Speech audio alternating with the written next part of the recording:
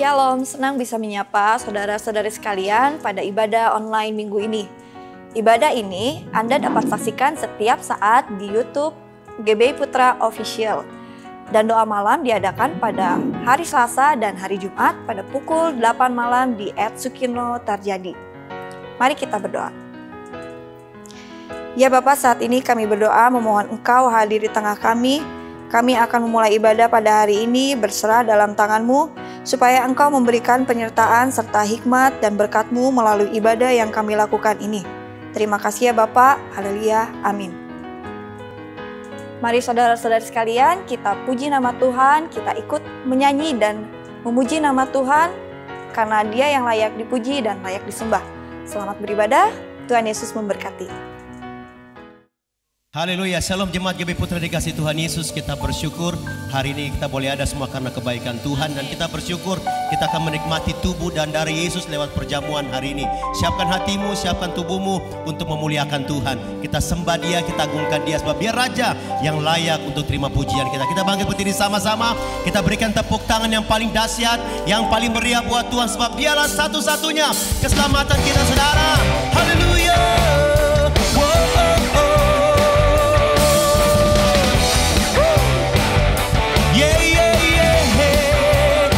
Sama-sama Kaulah satu-satunya sumber dari segalanya Tuhan, sumber dari segalanya. Kau kebenaran kami, Kau kebenaran yang selalu ku pegang. Kau keyakinanku, Kau keyakinanku, ku bersinar terang. Yesus Tuhanku yang berkuasa atasku, hidupku takkan sama. Ku tahu sungguh anugerah-Mu bagiku, hidupku takkan sama. Tepuk tangan buat Tuhan yang dahsyat. Haleluya.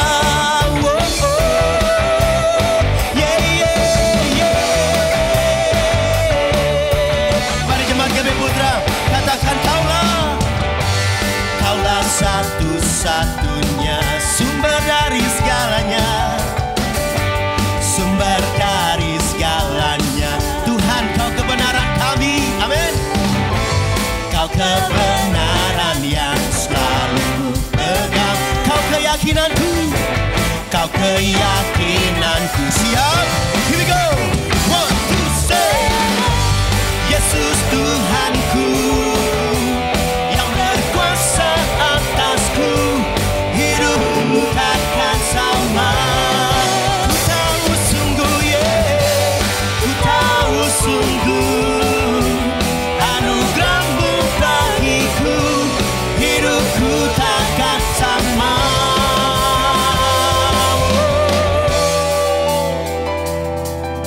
Kaulah alasan Tuhan kami berdiri menyembah, sebab Kaulah alasan. Katakan, Kaulah alasan untuk ku hidup, hanya menyenangkan-Mu. Kaulah alasan, oh, Kaulah alasan untuk ku hidup, hanya menyenangkan-Mu. Angkat tanganmu, katakan, Kaulah alasan. Say, Kaulah alasan untuk ku hidup, hanya menyenangkan-Mu. Kaulah alasan kami, oh, Kaulah alasan untuk ku hidup, hanya menyenangkan-Mu.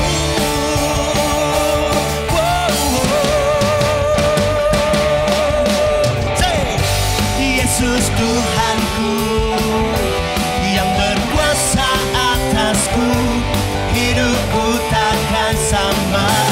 Ku tahu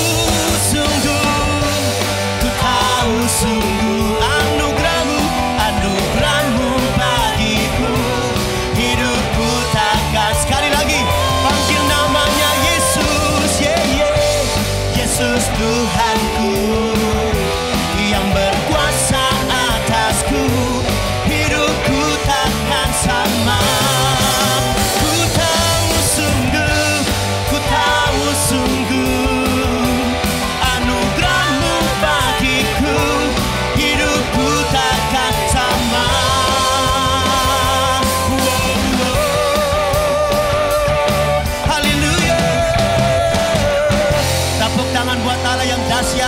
Allah yang luar biasa, Tuhan yang besar, Tuhan yang dahsyat, Yesus Kristus Tuhan.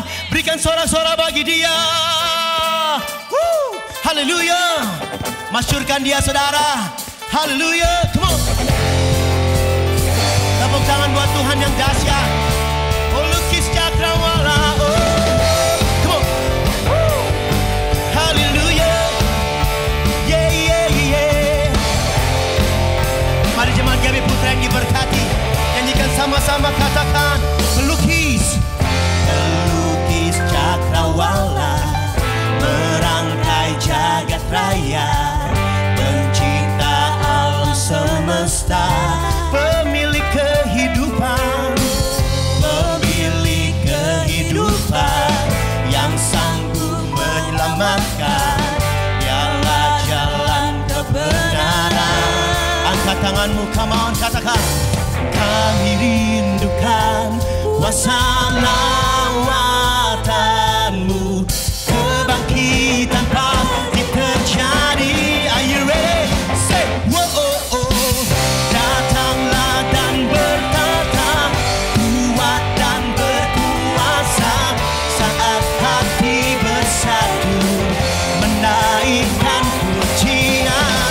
Belenggu dipatahkan, mujizat dinyatakan. Everybody say, great is our God. Sorakan haleluya. Engkau dahsyat Tuhan.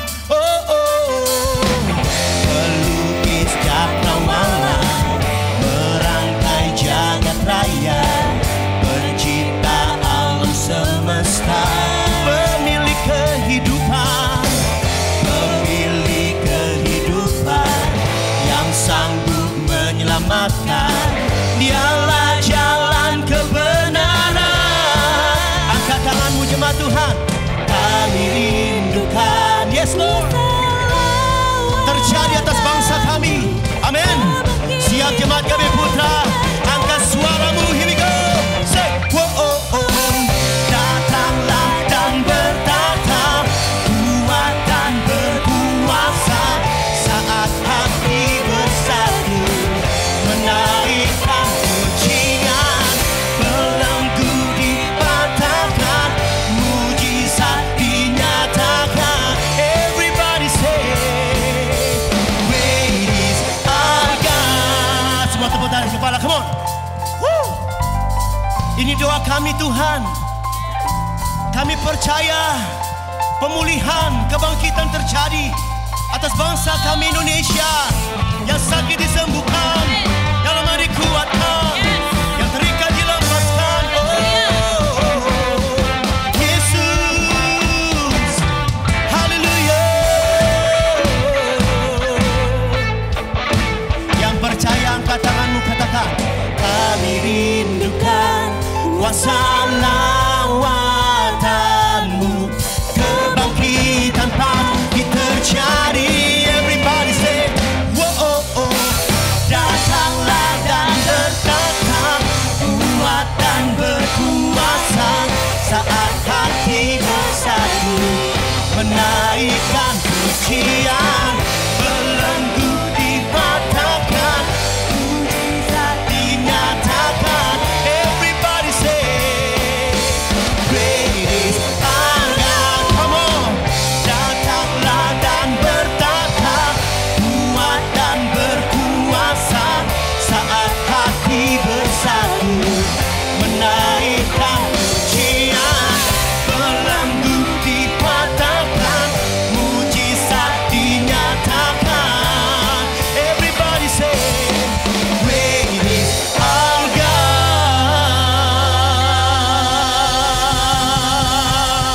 Berikan sorak-sorai buat Raja, berikan sorak-sorai buat Tuhan yang hebat, Yesus Kristus Tuhan. Haleluya. Berikan tepuk tangan, sorak-sorak yang paling dahsyat, yang paling meriah buat Tuhan Yesus. Sorakan haleluya. Silakan dulu Bapak Ibu yang diberkati Tuhan. Haleluya. Kita bersyukur punya Tuhan yang hebat, Yesus Kristus Tuhan. Amin. Sebab itu kita akan memberi, kita akan menabur dengan penuh sukacita. Siapkan persembahanmu dengan penuh sukacita. Amin. Nanti layar TV, layar handphone Bapak Ibu ada QR code. Beri dengan penuh sukacita. Nama Tuhan dipermuliakan. Kita satu dalam doa. Terima kasih Bapa. Engkau Allah kami yang besar, Allah kami yang dahsyat, yang tak pernah tinggalkan kami walaupun cuma sedetik Tuhan. Terima kasih buat kesempatan indah ini. Kami mau menabur, kami mau beri dengan penuh sukacita. Berkati tangan-tangan umat-Mu, usaha, bisnis, pekerjaan apapun mereka kerjakan, Bapa buat berhasil dan beruntung. Dalam nama Yesus, yang siap menabur, yang siap memberi, sama-sama katakan amin. Selamat memberi, Tuhan Yesus memberkati. Haleluya. Terima kasih Tuhan. Mari siapkan hatimu di hadapan Tuhan. Kita mau menyembah Tuhan. Kita mau masuk lebih lagi di hadirat Tuhan. Haleluya, haleluya. Kami angkat tangan kami dan kami mau katakan, ya Tuhan, Tuhan kami, betapa mulianya namamu, namamu Tuhan kami, dimuliakan atas seluruh. Ya Tuhan, ya Tuhan, Tuhan kami, betapa mulianya namamu, namamu Tuhan kami, dimuliakan atas seluruh bumi. Mari nyanyikan nyanyian syukurmu, katakan, aku hendak bersyukur pada Tuhan karena keadilannya. Dan kami mau bermazmur Bapa, amin, bagi nama Tuhan yang maha tinggi. Ya Tuhan, ya Tuhan, Tuhan kami, betapa mulianya namamu, namamu Tuhan kami, dimuliakan atas seluruh. Ya Tuhan, ya Tuhan, Tuhan kami, betapa mulianya namamu. Yes Lord, dimuliakan, dimuliakan atas seluruh. Sekali lagi jemaat GBI Putra, angkat kedua tanganmu, nyanyikan, ya Tuhan, ya Tuhan, Tuhan kami, betapa mulianya namamu, namamu Tuhan kami, dimuliakan, dimuliakan, dimuliakan, dimuliakan, dimuliakan, dimuliakan, dimuliakan, dimuliakan, dimuliakan atas seluruh bumi. Sembah Dia, biarlah baya sandaramu. Kami angkat tangan kami Tuhan, kami menyembah Engkau, Raja mulia. Haleluya, Yesus.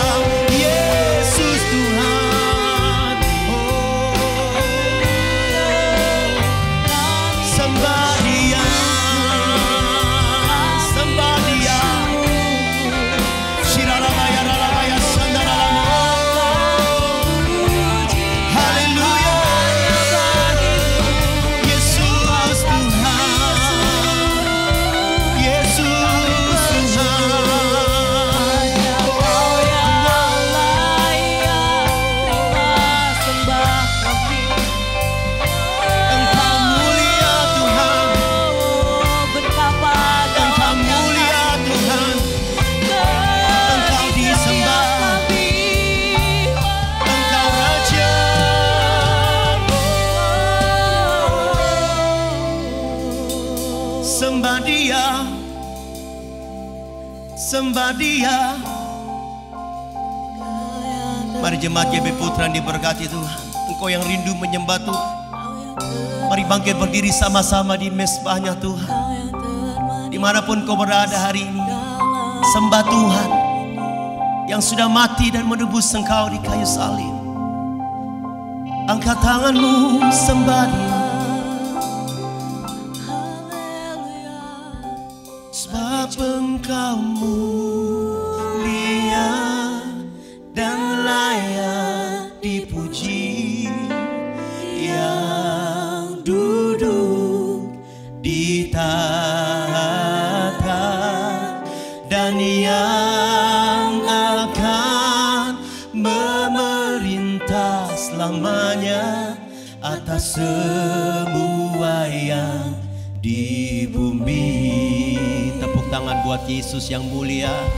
Nyanyikan pujian ini, mulia, mulia, mulia bagi anak domba. Nyanyikan mulia, mulia, engkau mulia, mulia bagi anak domba. Sebab engkau mulia, sebab engkau mulia dan layak dipuji, yang duduk di tahta yang akan memerintah selamanya atas semua yang di bumi. Mari angkat tanganmu, katakan, sebab kau mulia, sebab engkau mulia dan layak dipuji, yang duduk di tahta dan yang akan memerintah selamanya atas semua yang. Mari jemaat yang diberkati Tuhan, angkat kedua tanganmu. Sebab engkau mulia dan layak dipuji, yes Lord, yang duduk di tahta. Amin. Kau layak terima sembah kami Tuhan. Engkau yang duduk di tahta kemuliaan-Mu. Dari mezbah ini Tuhan, dari rumah-rumah, terangkat tangan dan menyembah-Mu Tuhan. Sebab engkau mulia dan layak dipuji, yang duduk di tahta dan yang akan memerintah selamanya atas semua yang di bumi, atas semua yang di bumi, atas semua yang, oh atas semua, atas semua yang di bumi. Haleluya. Berikan sorak-sorai bagi Tuhan. Terima kasih Tuhan, kemuliaan bagi-Mu selamanya.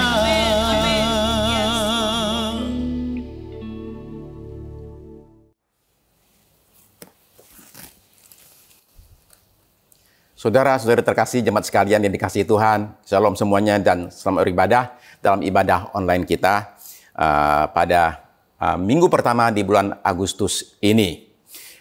Apabila ada Bapak Ibu yang baru pertama kali ikut ibadah ini, Bapak Ibu disambut dengan penuh sukacita, dan adalah doa kami sekalian supaya Bapak Ibu semua boleh terima satu berkat khusus dari Tuhan Yesus. Kita akan sambut firman Tuhan dengan doa. Mari kita berdoa. Terima kasih Bapa Sorgawi untuk firman-Mu. Sebab firman-Mu itu pelita bagi kaki kami dan terang bagi jalan kami. Dan ketika kami melihat dunia ini, kami sadar dunia bertambah gelap dan kami semakin memerlukan terang yang daripada firman-Mu. Itu sebabnya pada hari ini kami meluaskan Roh-Mu yang kudus bekerja dengan leluasa. Kami mengundang Roh Kudus untuk boleh berkarya dalam diri setiap kami. Pertama-tama memakai hamba-Mu, sehingga oleh karena pemakaian Roh Kudus saja, hamba-Mu ini ya Tuhan, boleh menyampaikan kata-kata yang berasal daripada pewahyuan Roh Kudus. Dan setiap kami yang terima firman ini, oleh karena karya Roh Kudus, kami akan diberikan tanah hati yang subur. Dan firman Tuhan itu ketika ditaburkan, tidak kembali sia-sia. Melainkan dia bertumbuh dan berbuah dalam hidup kami.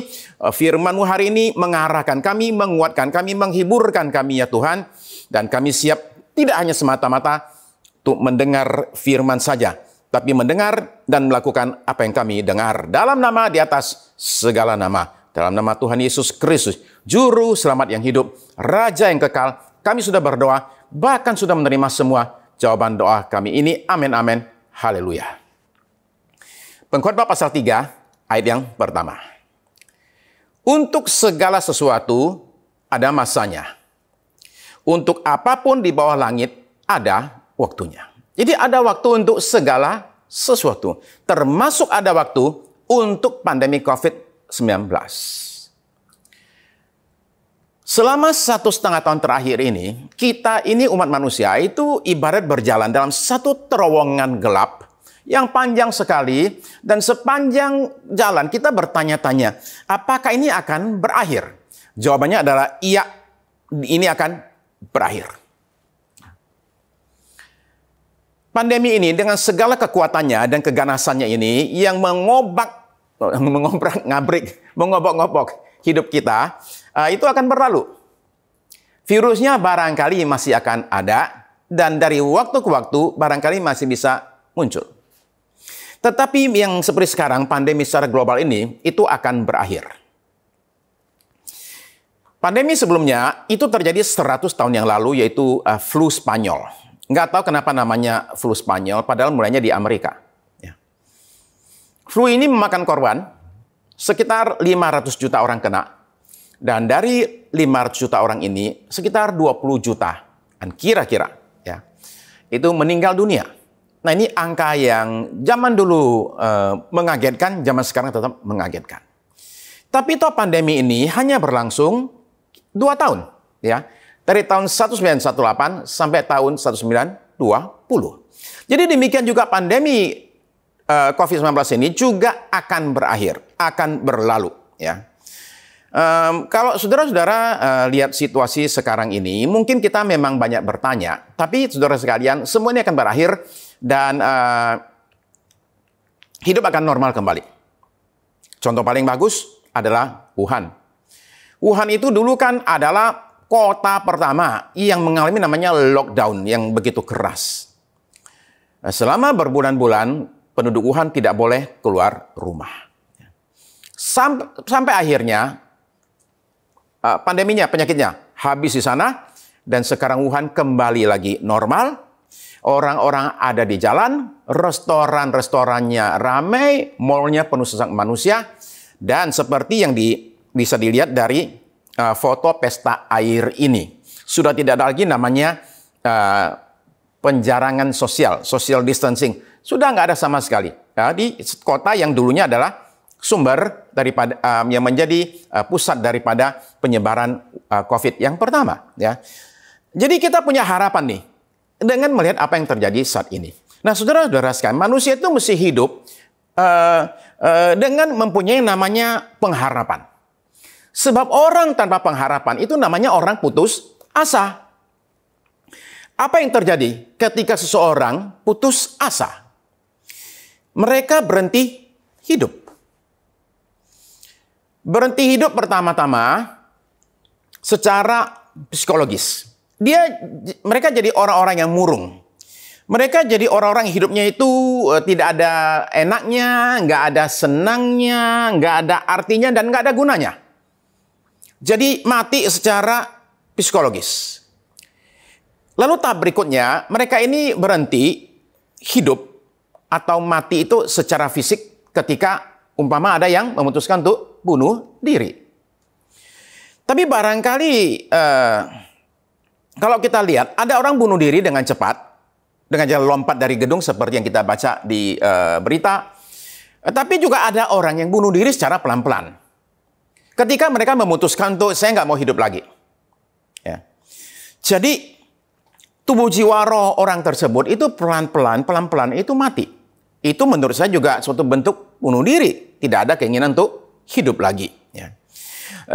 Jerome Groopman itu adalah ahli kanker sekaligus profesor di sekolah kedokteran Harvard. Beliau ini memeriksa pasien dan menemukan satu hal yang sama, bahwa katanya para pasien ini memerlukan namanya pengharapan. Ya, ini saya kutip kata-kata beliau.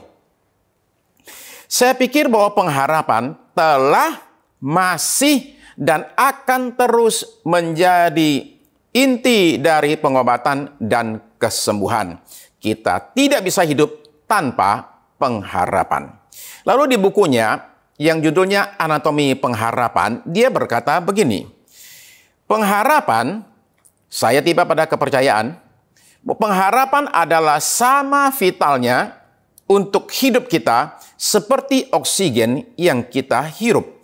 Jadi dokter spesialis ahli ini, profesor ini mengatakan bahwa seperti manusia itu perlu yang namanya oksigen untuk hidup, manusia juga perlu yang namanya pengharapan dalam hidup ini. Tanpa pengharapan tersebut, maka dia sebenarnya sudah tidak hidup. Pengharapan itu melihat ke masa depan, dan melihat di masa depan ada sesuatu yang baik yang akan terjadi. Baik buat dirinya sendiri, barangkali buat orang lain, atau buat hidup secara keseluruhan. Ya. Nah, itu yang namanya pengharapan. Karena pengharapan kita tetap bekerja sekalipun capek. Karena pengharapan orang tetap mau bangun pagi sekalipun rasanya berat. Karena pengharapan kita tetap mau dioperasi, tetap mau berobat sekalipun tidak ada jaminan 100% sembuh. Ya. Karena pengharapan kita tetap mau bertahan dalam satu rumah tangga sekalipun rasanya sudah ingin kabur. Karena pengharapanlah kita tetap belajar sekalipun rasa sudah mau menyerah. Ya. Jadi pengharapan itu memberikan kekuatan untuk seseorang bertahan menghadapi tekanan apapun juga, termasuk pandemi atau hal-hal yang lain. Dr. Beckwithers memutuskan suatu hari untuk mendaki Gunung Everest pada bulan Mei tahun 1996. Nah, Everest itu adalah gunung paling tinggi di dunia. Tingginya mencapai hampir 9 km. Pada ketinggian 8 km ke atas, itu disebut dengan nama zona kematian. Nah, pada hari tersebut, 10 Mei tahun 1996, Dr. Beckwithers ini mulai mendaki, dan dia sama sekali nggak pernah kepikir bahwa hidupnya itu akan berubah sedemikian rupa karena pendakian tersebut. Sebelum mendaki, dokter ini menjalani suatu operasi kecil sekali untuk memperbaiki minus matanya. Kalau sekarang namanya LASIK. Dulu itu namanya keratotomi. Kira-kira gitulah ya. Radial keratotomi kalau nggak salah. Ya. Supaya minusnya jadi hilang ini. Supaya daki gunung jadi lebih enak. Ya, nggak perlu pakai kacamata.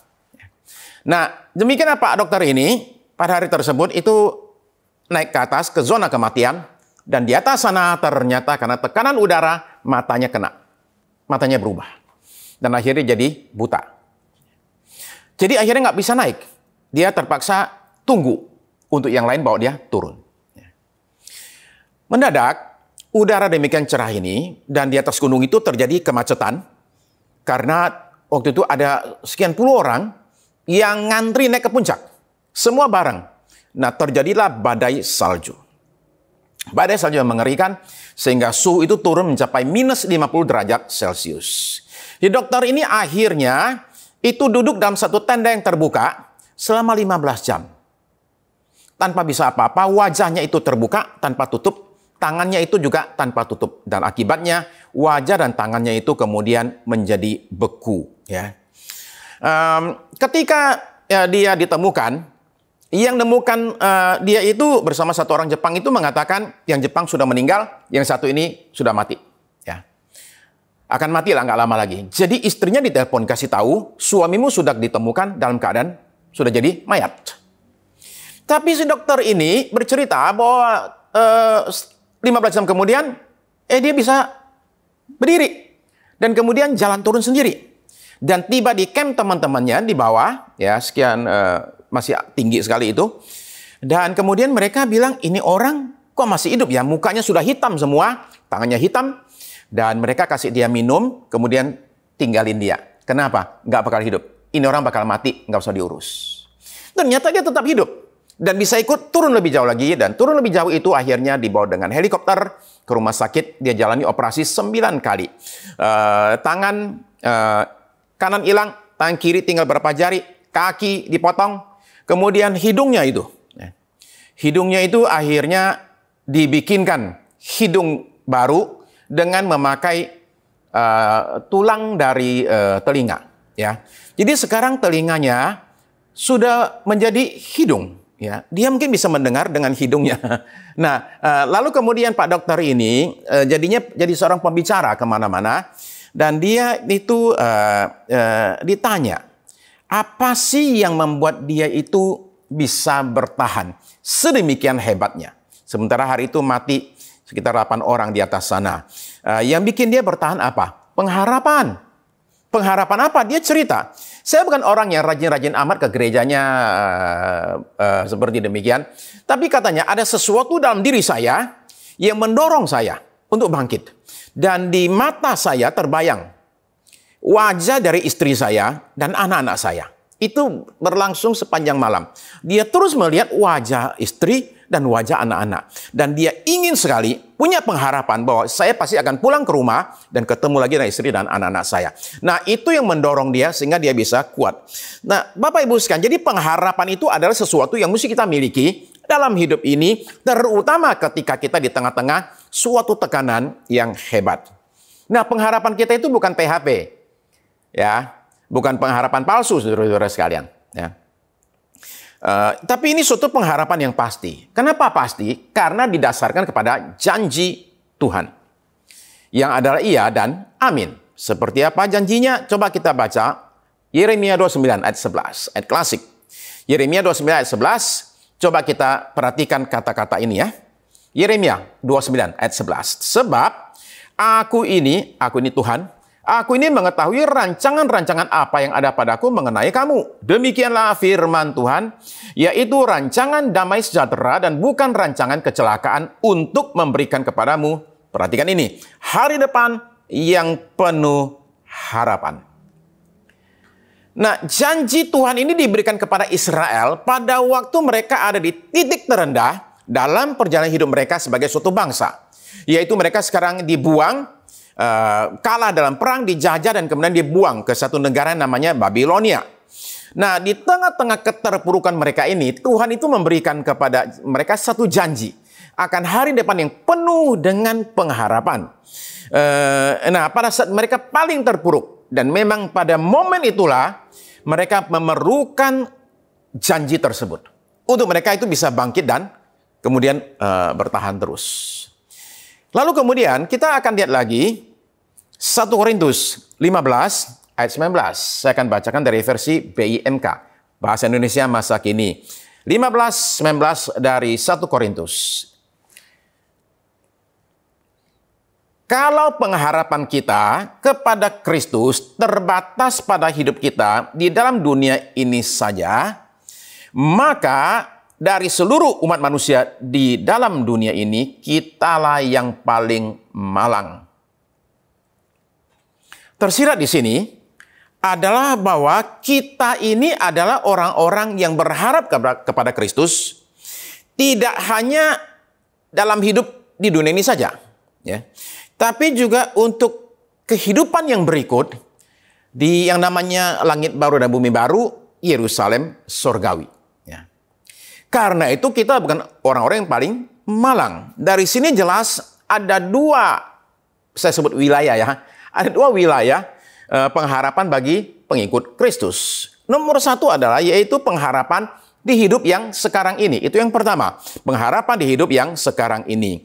Jadi seorang pengikut Kristus melihat hidupnya di dunia ini dengan kacamata warna-warni. Yang indah. Bukan kacamata yang suram. Bukan kacamata hitam. Atau kacamata kelabu abu-abu. Bukan. Ya. Semua yang dia lihat dalam hidup ini, itu semua ada indahnya. Kenapa? Karena seorang pengikut Kristus, seorang Kristen itu melihat hidup ini sebagai anugerah yang luar biasa dari Tuhan. Benar, hidup ada masalah, jelas. Ya. Terkadang ada air mata, terkadang ada tekanan, dan tantangan. Itu kan selalu ada. Tetapi semua tantangan dan air mata itu tidak membuat hidup ini menjadi suatu beban. Hidup ini tetap ada suatu anugerah Tuhan. Sekalipun ada masalah, saudara sekalian. Ya. Nah, seorang Kristen juga melihat bahwa di tengah berbagai masalah hidup ini, Allah itu tidak meninggalkan dia. Allah itu bahkan turut bekerja dalam segala sesuatu untuk mendatangkan kebaikan. Jadi itu cara pandang seseorang pengikut Kristus terhadap hidup di dunia ini. Semuanya itu ada indahnya, semua ada tujuannya. Ya. Nah, di tengah-tengah pandemi ini, apa yang kita lihat, saudara-saudara sekalian? Kita bisa menunjukkan mata kita kepada yang namanya penyakit, kematian, suara ambulans, kuburan yang penuh, rumah sakit yang penuh, atau macam-macam. Tapi saja kita melihat sesuatu yang lain. Contoh, ledakan kebaktian. Ya. Memang karena pandemi, ibadah ini jadi bagi kita barangkali agak kurang enak. Ibadah kebaktian dari rumah, nggak bisa ketemu orang, nggak bisa rame-rame, dan lain sebagainya. Ya, itu memang benar. Tapi di sisi yang lain juga perhatikan hal ini. Ya, terjadi yang namanya ledakan ibadah di mana-mana. Ibadah tatap muka tidak boleh, tapi sekarang gereja itu pindah ke rumah-rumah, saudara masing-masing. Kebaktian dari rumah-rumah. Kemudian gereja pindah ke yang namanya medsos. Ribuan pendeta, saya nggak tahu berapa jumlahnya, ribuan pendeta di Indonesia menyampaikan firman Tuhan di YouTube. Belum pernah dalam sejarah umat manusia itu ada akses begitu gampang terhadap yang namanya ibadah dan khotbah seperti sekarang ini. Ya, ini hal yang luar biasa. Ibadah hari ini diikuti oleh orang-orang Kristen dari berbagai, dari Jakarta jelas, dari Jemaat GBI Putra, tapi juga dari berbagai kota yang lain, bahkan dari luar negeri. Ya. Nah, ini belum pernah terjadi sebelumnya bagi kita. Jutaan khotbah pendeta itu tersedia di YouTube dan berbagai aplikasi lain. Musik rohani di YouTube itu ditonton oleh miliaran orang. Baik yang Kristen ataupun non-Kristen, itu belum pernah terjadi sebelumnya. Sehari kebaktian 6 kali, itu biasa, sudah bisa sekarang. Oke, ya, kontak ganti lagi. Duduk di rumah, ikut ibadah yang sampai 6-7 kali dalam satu hari minggu. Jadi itu hal yang luar biasa sedang terjadi pada saat ini. Ya. Suatu kegerakan sedang terjadi di mana-mana, Bapak Ibu sekalian. Dan kita mesti bisa melihat yang satu ini. Lalu kita mesti bisa melihat yang namanya ketahanan kita sekalian. Generasi sebelumnya itu mengalami peristiwa paling parah itu adalah yaitu Perang Dunia Kedua yang makan korban puluhan juta orang. Ya, itu tantangan terbesar bagi generasi sebelumnya. Tapi bagi orang-orang lahir sesudah tahun 1950, umur 70 tahun ke bawah, pandemi ini adalah ancaman terbesar yang pernah dialami. Ya, dan ternyata kita bisa bertahan, ya, sekalipun sebagian dengan susah payah, tapi tetap kita bertahan, saudara sekalian. Kita ini orang-orang yang sudah alami suatu tekanan berat dan berhasil bertahan. Jadi maksud saya, di balik semua kekacauan karena pandemi ini, kita mesti tetap punya pengharapan di dalam Kristus, dan itu tidak boleh hilang. Pengharapan akan apa? Coba kita baca satu ayat ya. Yohanes 10 ayat yang ke-10. Yohanes 10 ayat yang ke-10. Pencuri datang hanya untuk mencuri dan membunuh dan membinasakan.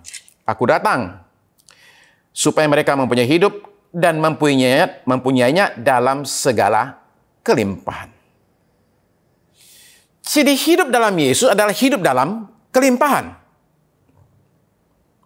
Apakah ini kelimpahan secara materi? Bisa jadi. Sekalipun tidak selalu. Nggak berlaku buat semua orang. Beberapa orang diberi kepercayaan oleh Tuhan untuk mengelola harta yang banyak. Bukan supaya mereka hidup mewah sendiri, bukan. Tapi supaya mereka ini bisa berbagi kepada orang-orang yang kekurangan. Ya. Di sisi yang lain, tidak semua orang itu bisa kuat memikul yang namanya harta. Ya. Beberapa orang malah akan jadi rusak. Ya.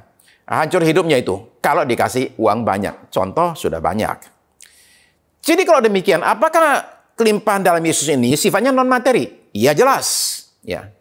Kelimpahan non-materi berupa damai sejahtera yang berlimpah, yang tak hilang-hilang, sukacita yang luar biasa, rasa aman yang luar biasa. Pengikut Kristus tidak pernah akan kekurangan hal-hal ini. Jadi istilahnya itu adalah PPKM, ya. Punya pengharapan karena Mesias. Apakah saudara pernah merasakan ketakutan dan kecemasan akan masa depan? Coba perhatikan ibu yang satu ini nih. Ibu ini ada di Amsal 31 ayat yang ke-25. Amsal 31 ayat 25. Ia berwibawa, si wanita ini, ia berwibawa dan dihormati dan tidak khawatir tentang hari nanti. Ya, kalau di bahasa Inggrisnya itu NASB, she smiles at the future. Ya, dia tersenyum akan hari depan. Ya. Jadi ini gambaran seorang wanita, seorang ibu yang bisa melihat ke masa depan dan tersenyum.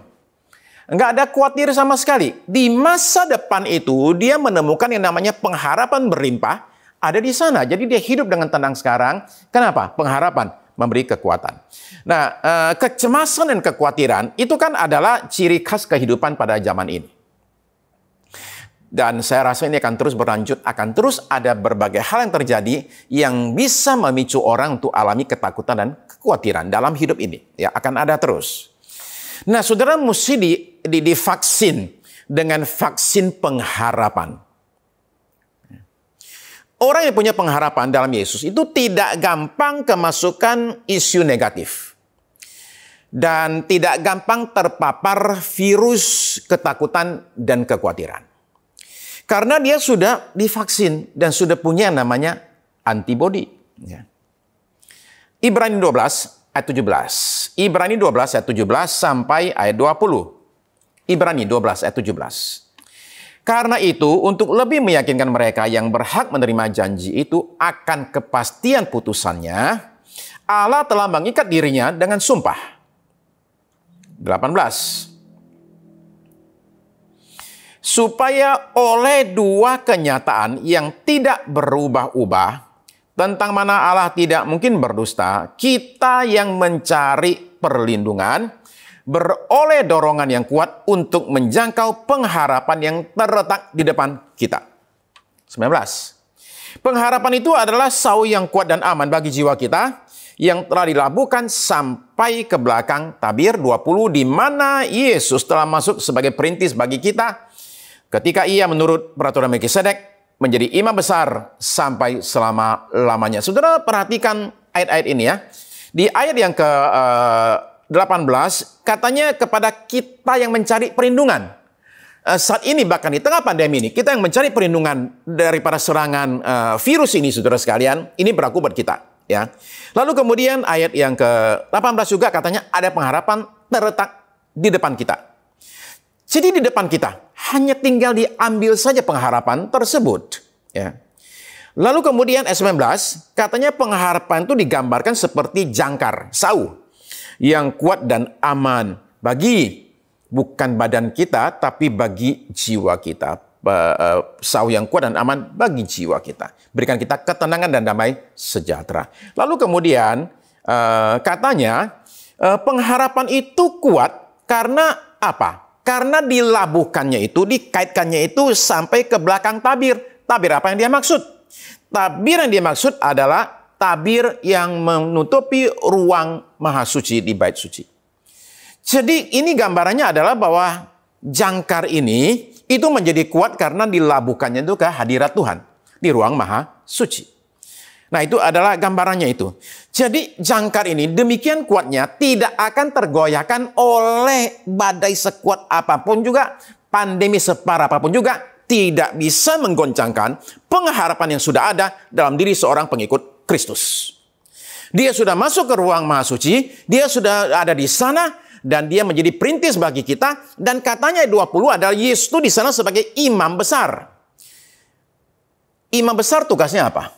Cuman satu, mendoakan umatnya. Itu tugasnya imam, mendoakan umat. Jadi saudara-saudara sekalian, saudara dan saya itu jangan takut. Yesus imam besar kita semua, itu ada di sorga. Sedang mendoakan kita semua di hadapan Bapa sorgawi. Coba bayangkan begini ya. Bayangkan saudara sedang ada di satu tempat. Saudara lagi ketakutan. Ada bahaya mengancam saudara. Dan saudara nggak tahu mesti ngapain. Saudara akan kalah hadapi ancaman tersebut. Nah, dalam keadaan ketakutan itu, ketika bahaya lagi datang itu, saudara dengar di kamar sebelah itu ada orang lagi berdoa. Doanya kencang, saudara bisa dengar. Lalu saudara coba dengar, ini orang ini berdoa, saudara coba dengerin, lagi mendoakan saudara. Lalu kemudian saudara mendadak sadar, yang berdoa itu Yesus. Yesus sedang mendoakan saudara di kamar sebelah. Dia lagi mohon perlindungan untuk saudara. Saya mau tanya, ada terjadi pembedaan nggak? Langsung jadi tenang nggak? Langsung jadi tenang kan? Langsung jadi lega kan? Ya. Semua khawatir hilang kan? Yesus mendoakan saya di kamar sebelah. Saudara-saudara sekalian, Yesus bukan doakan saudara di kamar sebelah. Dia doakan saudara di tempat saudara berada. Ya. Dia sedang berdoa buat kita, saudara sekalian. Dia sedang menyampaikan permohonan kepada Bapa di sorga. Ya. Jadi saudara-saudara sekalian, ketika saudara saya sadar bahwa kita punya imam besar yang ada di sorga, mendoakan kita sekalian. Tidakkah kita sekarang merasakan suatu damai sejahtera yang luar biasa? Ya. Orang yang punya pengharapan digambarkan oleh Mika pasal 7 ayat 7-8 sebagai demikian. Mika pasal 7 ayat 7 sampai ayat 8. Mika 7 ayat 7. Tetapi aku akan menunggu-nunggu Tuhan dan, perhatikan, mengharapkan Allah yang menyelamatkan aku. Allahku akan mendengarkan aku. Ayat 8. Janganlah bersukacita atasku, hai musuhku. Sekalipun aku jatuh, aku akan bangun pula. Sekalipun aku duduk dalam gelap, Tuhan akan menjadi terangku. Perhatikan kata-kata yang penuh kekuatan ini ya. Ini kayak orang Betawi bilang, kagak ada matinya ya. Nggak ada matinya itu orang ini ya. Sekalipun katanya aku ini jatuh, aku akan bangun lagi. Sekalipun aku ini duduk di tempat yang gelap, aku tahu itu nggak gelap. Kenapa? Karena ada terang dari Tuhan menerangi semuanya. Ya. Orang yang punya pengharapan kepada Mesias itu bukan berarti dia hidup tanpa masalah. Enggak sama sekali. Ya. Pengikut Kristus itu bisa alami pukulan demi pukulan, tapi dia akan bangkit terus. Sekalipun semua kelihatan gelap, dia tetap ada menerima terang yang daripada Tuhan. Nah, ini adalah orang yang punya pengharapan di dunia ini. Jadi mari kita hadapi situasi ini, pandemi ini, dan kita akan pandang ke depan. Ke hari depan, kepada suatu masa yang penuh pengharapan, tidak hanya bagi kita, juga bagi anak-anak kita, saudara-saudara sekalian. Ya. Tuhan akan pelihara saudara, dan akan pelihara saya. Saya tahu banyak orang cemas akan masa depan. Ya. Baik buat diri sendiri, ataupun buat barangkali anak-anak. Dalam masa seperti sekarang ini. Maka adalah penting saudara dan saya itu mengajar anak-anak kita untuk mengenal Tuhan dan untuk mengasihi Tuhan. Ya. Anak-anak kita bukan cuma perlu makan cukup, sekolah yang bagus, ya, jalan-jalan. Enggak, mereka perlu lebih daripada itu. Mereka perlu memiliki kekuatan menghadapi tekanan dalam kehidupan ini. Ya. Nah, kekuatan itu muncul dari pengenalan akan Tuhan. Kekuatan itu muncul dari pengharapan akan bimbingan dan penyertaan Tuhan dalam hidup mereka. Orang tua harus jadi model dan jadi contoh ya dalam hal ini. Jangan teriak ke anak, "Oi, kebaktian sana dong." Sendiri nggak kebaktian, nggak begitu, oke? Jangan bilang sama anak, "Kamu kok nggak doa-doa sih?" Sendiri nggak berdoa. Cara paling bagus adalah orang tua menjadi model dan contoh. Maka anak-anak kita melihat contoh yang bagus itu akan ikut di sana dan kemudian mereka akan terima kekuatan dari Tuhan. Okay. Pengharapan pertama adalah pengharapan di dunia ini. Pengharapan kedua adalah pengharapan untuk hidup yang akan datang di dunia akan datang yang namanya langit baru dan bumi baru, Yerusalem surgawi. Jadi pengharapan seorang Kristen tidak berhenti sampai di hidup ini saja. Ateis demikian. Ateis cuma punya pengharapan akan hidup ini, that's it, stop. Habis itu kemana? Nggak ada katanya. Oke, ya. Nah, kata Paulus, itu orang-orang paling malang di dunia. Punya pengharapan hanya hidup di dunia ini saja. Hidup yang akan datang, dia nggak punya. Nah, saudara terkasih, maka seorang pengikut Kristus itu menghadapi kematian dengan tenang. Kalau dia kehilangan seorang yang dia kasih, dia bisa berduka, dia bisa nangis, ya, karena kehilangan, nggak ketemu lagi, ya. Tapi berbeda dengan orang-orang yang tidak punya pengharapan. Coba kita lihat ya, 1 Tesalonika pasal 4 ayat 13. 1 Tesalonika pasal 4 ayat 13. Selanjutnya, kami tidak mau, saudara-saudara, bahwa kamu tidak mengetahui tentang mereka yang meninggal. Supaya kamu jangan berduka cita seperti orang-orang lain yang tidak mempunyai pengharapan. Jadi bukan tidak boleh berduka. Cuma jangan berduka seperti orang yang tidak punya pengharapan. Karena kita punya pengharapan. Ya. Seperti apa orang tanpa pengharapan menghadapi kematian? Ya sampai terpingsan-pingsan lah. Kemudian sampai meraung, ya sampai meratap, melolong gitu. Ya, itu yang tanpa pengharapan. Ya. Orang yang punya pengharapan hadapi kematian, entah dirinya yang menghadapi kematian atau orang lain itu dia dengan tenang, saudara-saudara sekalian. Karena dia tahu pengharapan dia ada dalam Kristus. Pulau Hat Island itu ada kira-kira berapa ratus meter dari pantai kota New York. Itu masih termasuk kota New York. Pulau tersebut tidak ada penduduknya, nggak boleh ada yang menghuni, dan tidak boleh ada yang mengunjungi. Pulau terlarang. Kenapa pulau terlarang? Saudara sekalian, Hat Island adalah tanah tukang periuk. Potter's Field. Apa itu tukang periuk? Ini adalah istilah diambil sebenarnya dari Alkitab. Ya. Tanah tukang periuk adalah kuburan untuk orang miskin, untuk orang-orang tunawisma, orang yang tidak dikenal. Ya, kalau nggak dikenal, nggak punya duit, ya, nggak punya rumah, nggak punya alamat, ya udah kirim aja ke Pulau Hat. Ya. Nah, di sana sudah dikuburkan 1 juta orang. Sekarang Hat Island menjadi tempat untuk kuburan korban COVID di kota New York. Saudara perhatikan foto yang saya tunjukkan ini, itu nisan itu hanya berupa 1 tonggak putih saja. Itu saja. 1 tonggak putih menandai 150 orang di bawahnya sana yang dikubur di tanah tersebut. Jadi nggak bisa kita cari si A kuburannya di mana ya? Nggak ada sama sekali. Si B di mana? Nggak ada. Karena nggak ada nama. Jadi ini kuburan massal tanpa nama. Nah, persis di tengah-tengah pulau tersebut, itu ada 1 salib. Ya. Ada 1 salib besar terbuat dari batu dengan tulisan begini. He calls his own by name. Dia memanggil milik kepunyaannya dengan nama. Di tengah-tengah kuburan tanpa nama itu, kita dikasih tahu bahwa juru selamat kita, Tuhan kita Yesus Kristus, itu mengenal kita semua satu persatu. Dan memanggil kita satu persatu dengan nama kita masing-masing.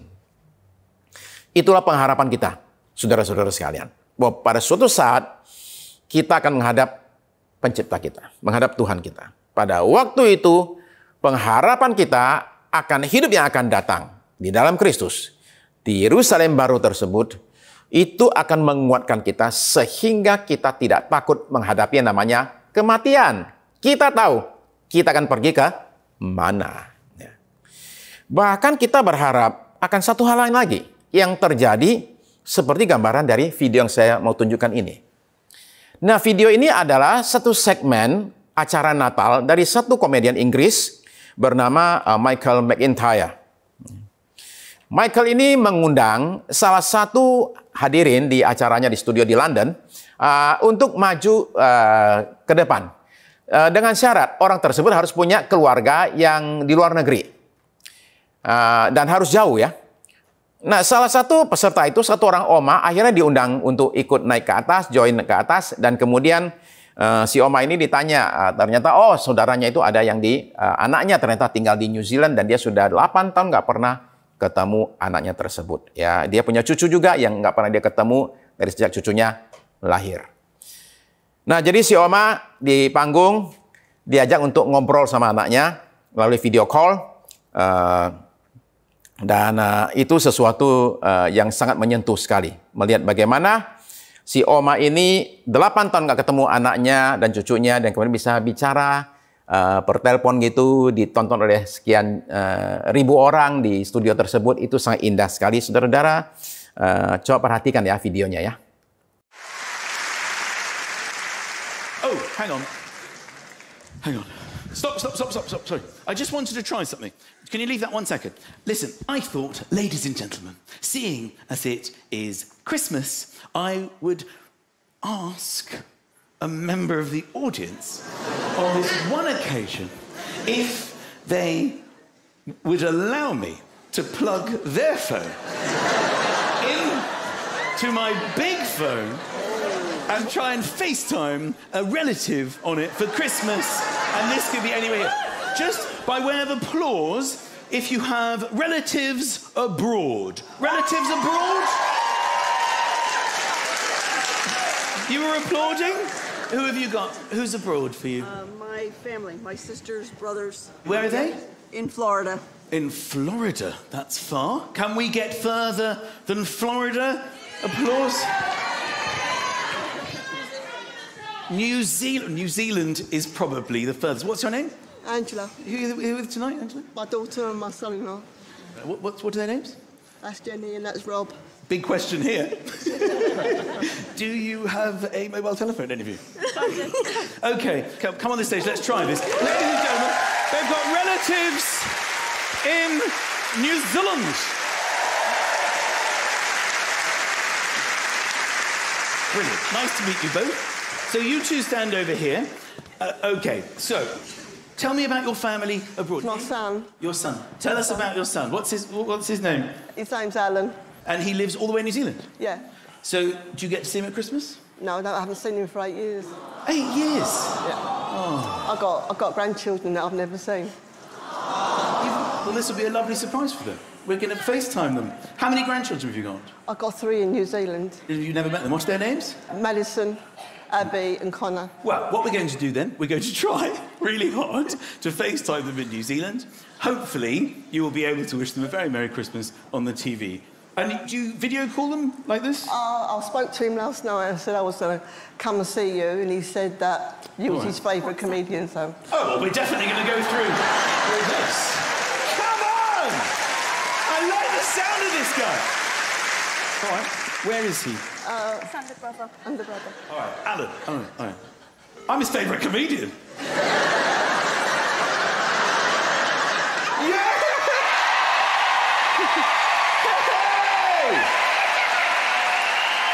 Is that Alan?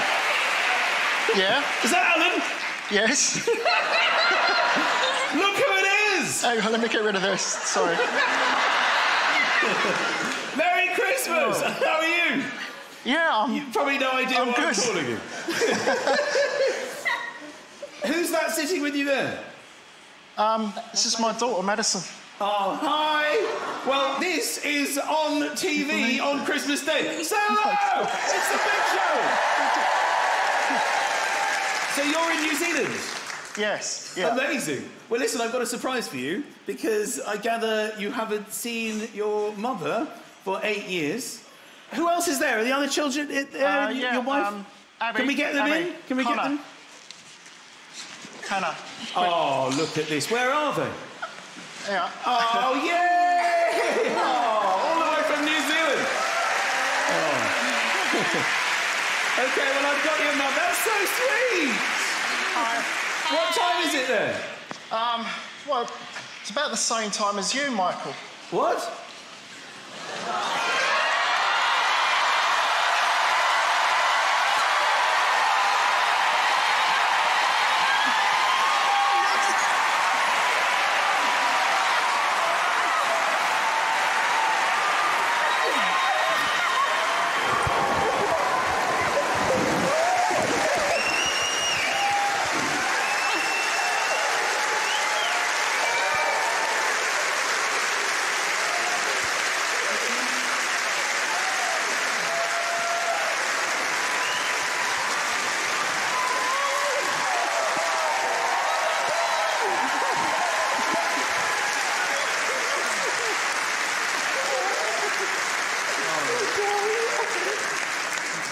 Ladies and gentlemen, it's Alan, all the way from New Zealand. What an amazing surprise. Angela, these are your grandchildren.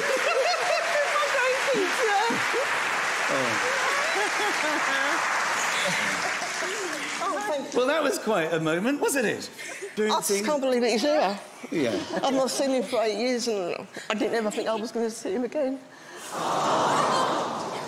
Wow. That was a huge surprise. Well, listen, we're going to give you some time to get to see each other and to meet each other for the very first time. Ladies and gentlemen, what an amazing Christmas surprise.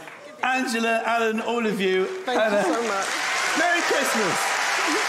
Nice to see you. Very sweet. Well done, little man. What an incredible moment. Okay, that was absolutely amazing.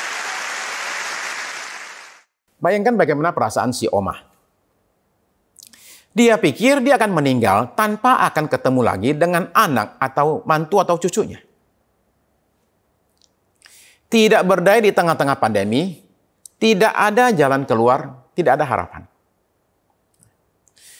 Tapi oleh karena kemurahan hati si produser, ya, maka anak mantu dan cucu-cucunya itu didatangkan dari New Zealand, dibayar tiketnya semua. Kalau saudara mau tahu, tiketnya itu PP itu uang rupiahnya itu 50 juta buat satu orang. Ya, mereka ada 5-6 orang. Ya. Ketika saudara melihat video ini, apa yang muncul di pikiran saudara? Bagi saya, di benak saya itu muncul yang satu ini. Kira-kira beginilah yang akan terjadi di sorga. Saudara dan saya, ketika sampai di sorga, akan ketemu lagi dengan orang-orang yang kita kasihi. Sekalipun tidak lagi suami istri. Karena di sorga tidak ada hubungan suami istri, tidak ada seks. Ya. Sehingga nggak ada namanya di sorga kita akan ditemani oleh berbagai bidadari. Tapi kita akan mengenal pasangan kita. Kita akan mengenal orang-orang yang kita kasihi, yang sudah berangkat duluan. Barangkali pasangan kita, barangkali itu adalah orang tua kita, barangkali anak kita. Kita akan ketemu lagi dalam keadaan sehat dan indah sekali. Pertemuan yang kalaupun penuh dengan air mata adalah air mata kebahagiaan. Ada perasaan lega juga muncul dalam diri setiap orang yang sampai di sorga. Perasaan lega bahwa akhirnya saya sampai juga. Dengan segala pergumulan kehidupan di dunia yang tidak gampang. Ada juga perasaan syukur yang luar biasa. Terima kasih Tuhan untuk anugerah ini. Tidak ada satu orang pun yang sampai ke sorga akan tepuk dada. Dan berkata, ini semua karena saya orang baik, saya banyak berbuat baik di dunia. Enggak ada sama sekali. Semua orang tiba di sorga dalam kerendahan hati dan kesadaran akan kemurahan Tuhan. Saudara-saudara terkasih, pengharapan puncak kita adalah sorga. Pastikan kita punya jaminan ini. Bagaimana caranya orang bisa tiba di tempat yang begitu indah itu? Dengarkan kata-kata Yesus ini. Janganlah gelisah hatimu. Percayalah kepada Allah, percayalah juga kepadaku. Di rumah Bapakku banyak tempat tinggal. Jika tidak demikian, tentu aku mengatakannya kepadamu. Sebab aku pergi ke situ untuk menyediakan tempat bagimu. Dan apabila aku telah pergi ke situ dan telah menyediakan tempat bagimu, aku akan datang kembali dan membawa kamu ke tempatku, supaya di tempat di mana aku berada, kamu pun berada. Dan kemana aku pergi, kamu tahu jalan ke situ.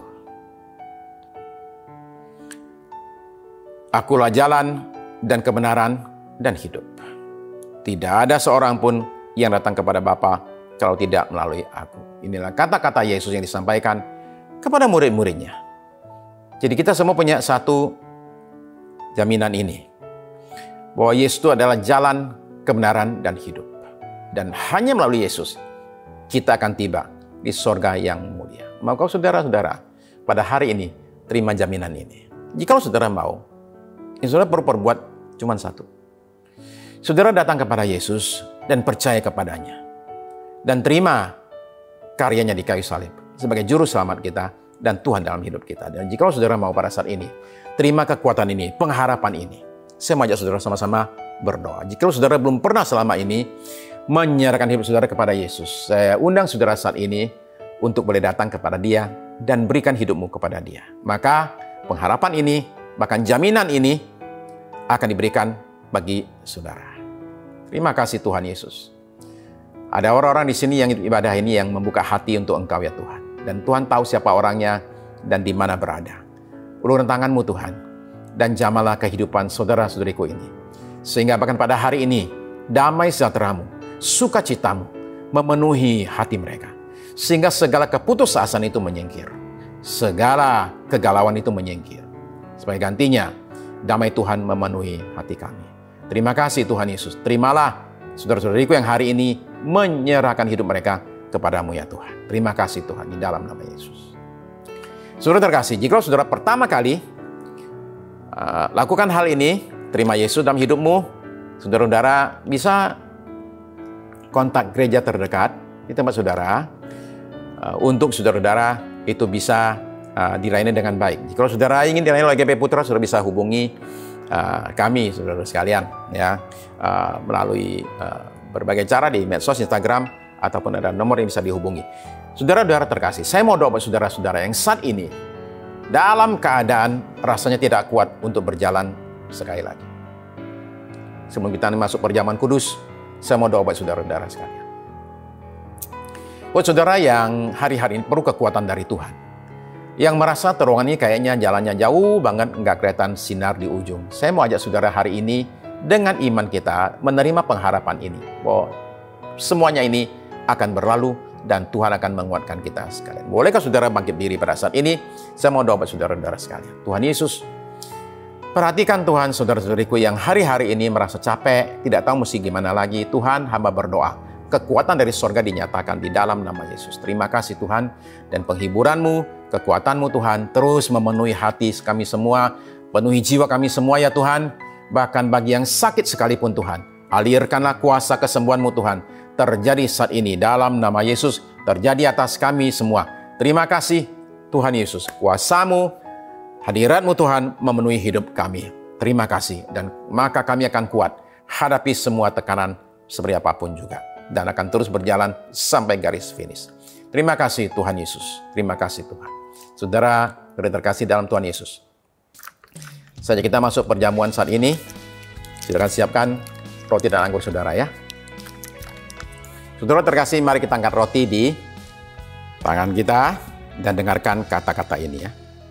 Sebab apa yang telah kuteruskan kepadamu telah kuterima dari Tuhan, yaitu bahwa Tuhan Yesus pada malam waktu Ia diserahkan mengambil roti, dan sesudah itu Ia mengucap syukur atasnya, Ia memecah-mecahkannya dan berkata, inilah tubuhku yang diserahkan bagi kamu. Perbuatlah ini menjadi peringatan akan aku. Terima kasih Tuhan buat tubuhmu diserahkan bagi kami yang kami terima dan makan pada saat ini dengan penuh iman percaya ucapan syukur dalam nama Yesus. Mari kita makan bersama.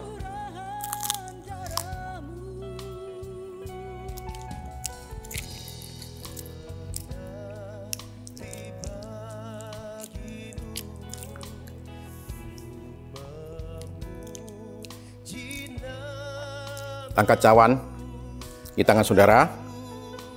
Dengarkan kata-kata ini. Demikian juga Ia mengambil cawan sudah makan lalu berkata, cawan ini adalah perjanjian baru yang dimateraikan oleh darahku. Perbuatlah ini setiap kali kamu meminumnya, jadi peringatan akan aku. Terima kasih Tuhan Yesus buat cawan perjanjian baru ini yang dimateraikan oleh darah-Mu yang suci dan mulia. Kami terima dan minum dengan penuh iman percaya dan ucapan syukur. Dalam nama Yesus mari kita minum bersama.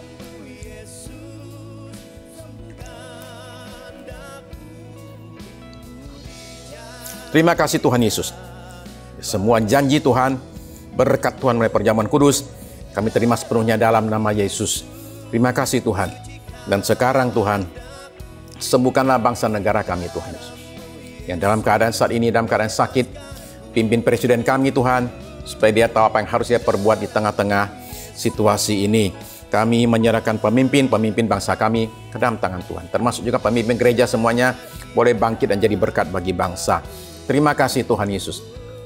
Sekarang Tuhan, nyatakan berkat-Mu bagi tim Praise and Worship, tim media yang sudah bekerja keras untuk ada ibadah ini. Berkati juga mereka berulang tahun. Di minggu yang sudah lalu juga Tuhan, anugerah berkat Tuhan diturunkan atas kami sekalian. Terima kasih Tuhan, terima kasih semuanya. Saudara-saudara terkasih dalam Tuhan Yesus, ibadah kita pada hari ini sudah selesai. Mari kita berpisah satu dengan yang lain dengan membawa berkat berlimpah dari Allah Bapa kita di sorga. Kasih karunia dari Tuhan kita Yesus Kristus, bimbingan, pertolongan, penyertaan Roh Kudus dari saat ini sampai Maranatha. Tuhan kita kembali kali yang kedua. Amin, amin.